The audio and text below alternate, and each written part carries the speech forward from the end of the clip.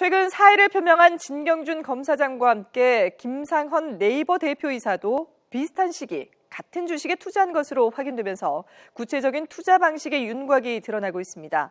특히 넥슨 측이 비상장 주식의 구매자를 골라 승인한 것으로 알려지면서 진 검사장의 구입 배경에 의혹이 더해지고 있습니다. 김주영 기자가 보도합니다. 지난 2011년 넥슨이 일본 증시에 상장하기 위해 제출한 보고서입니다. 진경준 검사장을 포함해 4명이 85만여 주씩 같은 지분을 소유하고 있는데 이 중 1명이 김상헌 네이버 대표인 것으로 확인됐습니다.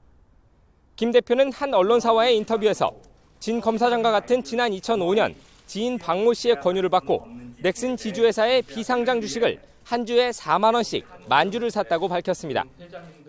이후 넥슨 재팬 주식과의 교환 그리고 액면 분할을 거치면서 결국 85만여 주를 보유하게 됐다고 설명했습니다.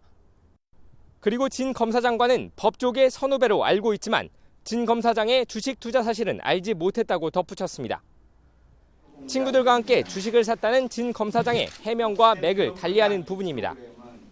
김 대표는 특히 넥슨이 지분 관리를 위해 비상장 주식을 팔 때 회사의 승인을 받도록 했다며 자신도 승인을 받은 것으로 안다고 말했습니다. 만약 넥슨 측이 구매자를 골라 승인했다면 업무 연관성을 고려해 진 검사장에게 비상장 주식을 헐값에 판 것 아니냐는 의혹도 불거지고 있습니다. 대한변호사협회는 법무부가 진 검사장의 사표를 수리하지 말고 피의자로 소환해 조사해야 한다고 촉구하고 나섰습니다.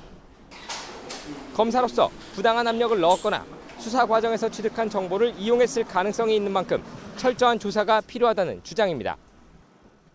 법무부와 검찰은 유독 제19를 향해서는 엄정한 잣대를 들이대지 못한다는 비판을 받아왔습니다. 조직의 명예와 검찰 수사에 대한 국민의 신뢰를 높이기 위해서라도 투명하게 진실을 밝혀야 한다는 목소리가 높아지고 있습니다. YTN 김주영입니다.